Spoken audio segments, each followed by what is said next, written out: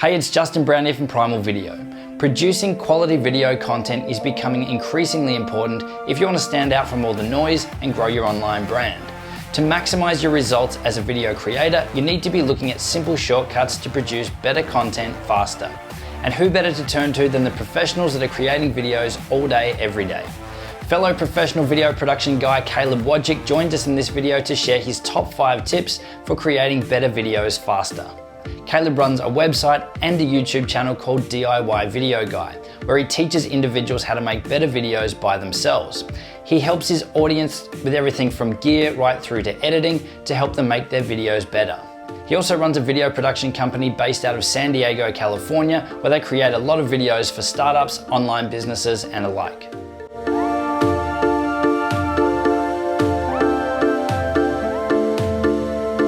Good morning, Caleb, and thanks again for joining us and for taking the time. But Caleb, let's start with your tips. So an entrepreneur or business person that's out there and looking to create videos and create them consistently, what sort of shortcut or tips do you have for them? Well, I think the first thing that people always jump to is the gear and equipment. And so I'm going to start with that and talk about how, it really does matter. There are big debates in photography world and filmmaking that the gear doesn't really matter. But if you have good equipment and you know how to use it, your videos immediately look and sound better, and someone might take you a little bit more seriously, especially nowadays where I think maybe 5 years ago, or when YouTube first launched, like 10 years ago, you could have gotten away with bad audio quality and video quality. But nowadays you're competing with individuals that create stuff at a level that a television channel used to do, a few years ago. So to compete with other people that are making really good looking and sounding videos, you need to invest in the right equipment. And so that's different for everyone depending on their budget and whether you're going to film using a phone or a webcam, or you're going to invest a lot of money in better camera equipment. I think you have to start with the gear. And that also is one of the biggest roadblocks of people is they don't feel like they have the right equipment, so they just don't make videos at all. Yeah, I guess that is one of the biggest barriers that we see as well, is that people use the technology or the gear as a stopping point or as a barrier to creating their content. So that's awesome. Gear matters. So on to your next point. Next one would be that when I watch people's early videos, even if I go back into a popular YouTuber's channel and you watch their earlier videos, they weren't planned out at all. And so I think it's really important to know what you're going to talk about and have an outline, at least, not necessarily script the whole thing, but have an outline of what the video is going to be about. Know things like the thumbnail or the title, the tags, those kinds of things you're going to have to put on the video when you upload it to somewhere like YouTube. Know those things before you start recording, because I've done it myself where I'll make a video and then I don't even know what the title is because I made it about too many things. And so whenever possible, figure out what the hook of the video is, mention that right at the very beginning, have 3 to 5 things you cover, have some sort of call to action or summary at the end, and try to keep each of your videos being these short and succinct things whenever possible that have a plan, have a specific topic. Because if you just make really long videos that are about a bunch of things, you're going to better serve people and you're going to rank better if you make individual videos about specific things. Perfect. So I guess on that, do you for your videos, do you go and research keywords and things like that as well as sort of a next level and sort of start your SEO, so to say, before you record the video? Or you're more sort of set on your topic and you're like, okay, this is what I'm going to talk about, and sort of progress from there? I think it's a combination. Sometimes I make a video because I want to make a video about it. And other times I know lots of people are asking me about it, or there are other videos about that thing that are popular and I'd like to make my take on a piece of equipment or something that a certain style or a kind of editing trick or something like that.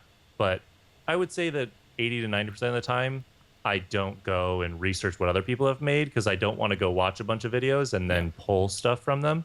I want to come up with my own idea. And then maybe before I record, I might go and watch some things to see if I have mistakes, especially for my gear videos. I'm getting pretty technical about what cameras are able to do or not able to do. And I don't want to say the wrong thing. I don't want to say they can do something they can't, or forget to mention a really important feature, because I get called out in the comments if that happens, if I'm wrong. Yeah. So I do a lot more research for those ones than I do for maybe something I just know how to do, or a production tip or editing tip. Perfect. So planning and preparation is key then. Yeah. And then number 3 would be, I like to keep the camera rolling all the time. And I use this not just when I'm recording myself, because there might be bloopers or something in there you want to use, or just people that ask me when they first get started is, do you like start and stop the camera after every sentence? And I'm like, no, that sounds like a nightmare to try to edit. Yep. You just keep the camera going. You say what you wanted to say. Maybe you didn't say it right. You say it again. And what I do when I'm on client shoots is I never really tell them that it's recording. I have the front record light off, so they don't really know. And then they're not as under pressure when they're recording, because it just kind of is a conversation with me if they're looking at me or into the camera. And I also try to make sure that you always get 2 good takes of something, because you never know whether you did something weird and that take you thought was really good. Maybe a bug landed on your nose, or who knows what, like you stuttered and you didn't realize it. So I always try to make sure I have 2 good takes of everything when I'm filming. Perfect. So there's 2 things you touched on there. One is to make yourself or your talent more comfortable on camera, and doing little things like turning off your LED record light. It's surprising how much of a difference that makes to people. Just there's not this red light flashing at them going, oh, I'm on camera. You can kind of get them past that to relax and as you said, just have a conversation. With the second take that you're getting them to do, it's also adding a second layer then of being able to relax as well, and you're also removing the chances of anything to go wrong that you can't see or you may not notice in your actual recording. Perfect. Yeah, so something that I do with teleprompters, I don't necessarily use them for my own videos, and I don't really recommend many people use them, but if it's a very technical video and someone's not comfortable on camera, maybe using a teleprompter speeds up the process of filming.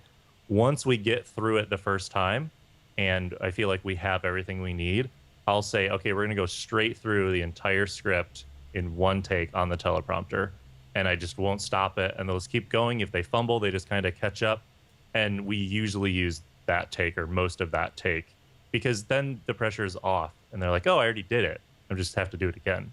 Yeah. Perfect. Yeah, they've already got one in the bag. The next one's just for fun. And yeah, exactly the same. You always find that the second one, they're more relaxed. It's done. It's in the bag. So you actually get better results the second time. Awesome. Yeah. And then number 4 would be, I like to give notes to either my future self if I'm going to be editing the video, or someone else that's editing the video.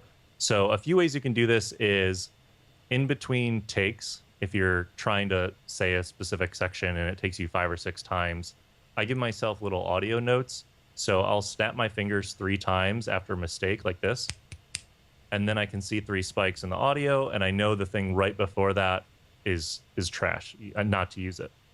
So that saves time editing, because then you're just looking through the timeline for something that doesn't have 3 spikes after it, and you know that little bit right there is really good. Now, it's a little bit harder when you're filming somebody else, because they might not want that negative reinforcement every time they mess up. But maybe there are some other ways you could signal to your future self by maybe at the end of the recording you're saying, okay, I really liked the 4th take of this and the 5th take of this one, or you're taking written notes if you're on a shoot for a client so they don't really know when they're messing up and not.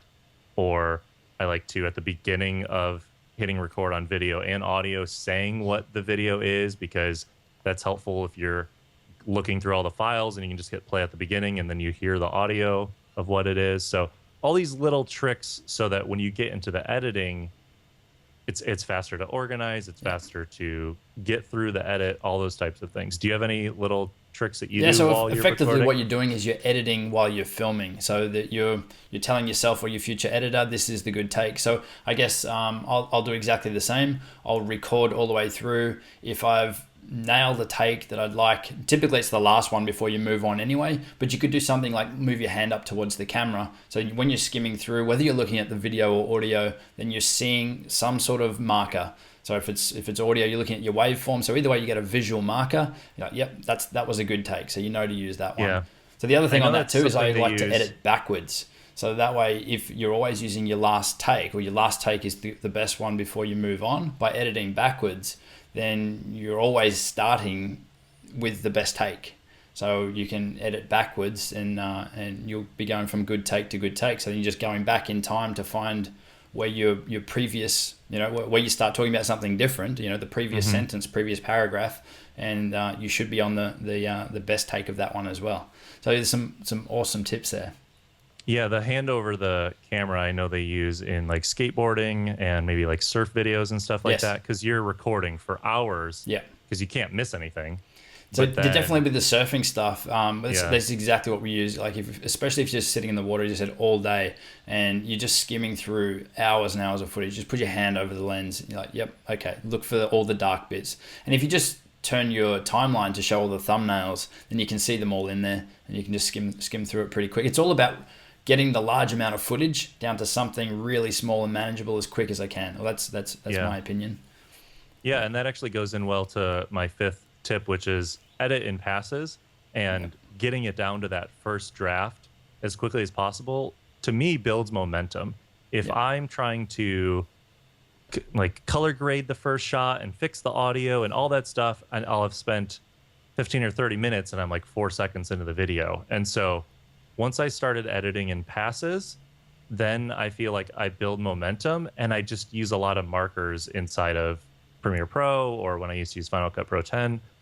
I'll put a marker in if I'm thinking of something that I need to fix, and then I'll just come back to it later. So the passes that we typically do are first draft, which is like get all the footage in there, get the bones of the story or whatever A-roll talking head piece is going to be in there. Then maybe you go through and add B-roll on top of that and fine-tune the timing of everything. Then maybe you worry about audio. Then maybe you do motion graphics. Then you go and you color correct on another pass. You kind of have to figure out what order makes sense so you don't have to redo work. Like, you don't start with audio because you'll work on a bunch of audio and then you'll delete that part out of the video. So it's like all these little passes that you make, and it just allows you to focus on single things at a time instead of trying to watch everything and see everything that's wrong.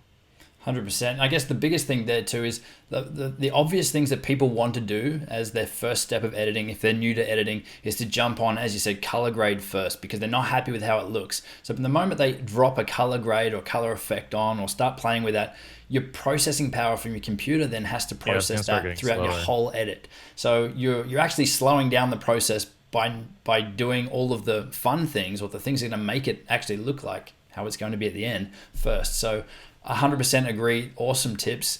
Just get your footage down in the timeline and start refining it, and just keep doing pass after pass. So that's fantastic. I consume a lot of video. I consume a lot of video about video, and I think that the more you watch, anything gear related, I think it actually helps you understand how to use your own equipment better. Even if you're watching some other brand or some other person talking about a piece of equipment, it might make you think about how you can use yours better. Or if you're watching a behind the scenes on how they filmed something on a Blu-ray or a DVD of a Hollywood movie, you might learn something that's going to help you make your YouTube videos better. So I'm always trying to learn and take in-person workshops and courses, because I didn't go to film school.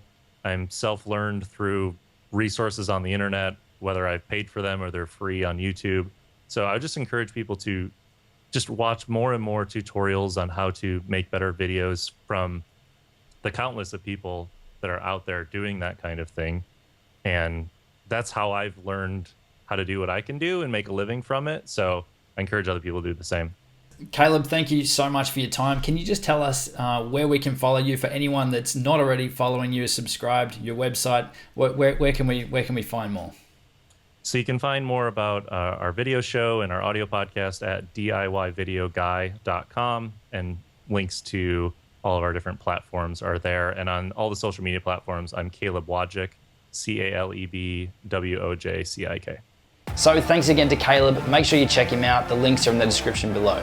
If you found this video helpful, we'd really appreciate a share, a thumbs up, or a comment. And don't forget to subscribe over at primalvideo.com/subscribe to subscribe to our weekly video updates.